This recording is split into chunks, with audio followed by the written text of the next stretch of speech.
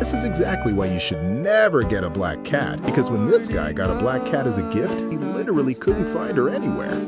Every time he comes home, he has no clue where the cat is hiding. Sometimes she's camouflaged inside the dustbin, or she just melts into his black clothes and completely vanishes. It got so bad, the owner was scared to walk in his house, so he ditched the black carpets and got her a bright, glowing collar. But wearing that ring at night, she looked like a straight-up ghost. He thought maybe it was just a color issue, but when he changed it to red, she became even more terrifying. I imagine if I